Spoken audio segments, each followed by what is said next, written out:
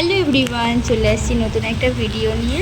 আজকের আমি এই ব্লগটা এখন থেকে স্টার্ট করতাম না, কিন্তু এখন থেকে স্টার্ট করার একটাই কারণ, আজকে দেখো বৃষ্টি হচ্ছে। ওয়েদারটা অনেক দিন পরে এরকম। দেশের দিকে কিন্তু প্রায়ই বৃষ্টি ঝড় লেগে থাকে, কিন্তু এখানটায় তেমন একটা বৃষ্টি দেখা যায় না। মানে এই বছরে বলতে গেলে এটা 3 নম্বর বৃষ্টি হচ্ছে, মানে 3 নম্বর বলতে 3 টাইম বৃষ্টি হচ্ছে। প্রথম দুবার হয়ে গেছে, এটা অনেক দিন পরে এই বৃষ্টিটা হচ্ছে। বৃষ্টি বৃষ্টি ওয়েদার, তাই ভাবলাম তোমাদের সাথে শেয়ার করি কেমন কি করি না করি। কিছুক্ষণের জন্য আমি ব্লগটা স্টার্ট করেছিলাম।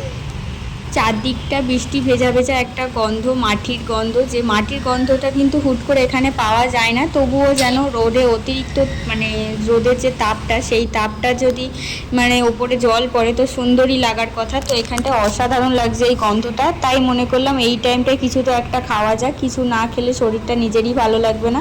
তারপর এখানে আমার মেয়ের জন্য একটু প্রোটিন পাউডার আর আমার জন্য একটু চা করে নিয়েছিলাম। যেহেতু বাড়িতে আমরা দুজনই এখন রয়েছি, বরবাবু তো নেই, বরবাবু কাজে চলে গেছে, তাই আমরা দুজনের জন্যই মানে একটু চা করে নিলাম, ওর জন্য একটু প্রোটিন পাউডার করে নিলাম।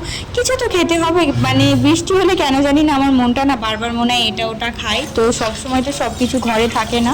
এদিকে আমি চাটা করে নিয়েছি, আমার মেয়ের দুধটাও গুলে নিয়েছি, নিয়ে দুজন মিলে বসে পড়েছি। তার জন্য তো ডেকোরেশন করা চাই। এদিকে যে একটা চেয়ারটা ছিল, ছোটোখাটো ডেকোরেশন, মানে এদিকে যে একটা চেয়ার ছিল, চেয়ার বলতে টেবিল মতো টাইপটা, সেটা আমি দরজার সামনে টেনে নিয়ে গেছি। আমার মেয়েও আমার সাথে হেল্প করার চেষ্টা করছিল, কিন্তু ও তো অনেক ছোট, তাই এগুলো ওর দ্বারা সম্ভব হয়নি। তারপর আমি দরজাটা খুললাম। উফ, কি শান্তির একটা হাওয়া হচ্ছে, মানে কিছু বলারই নেই।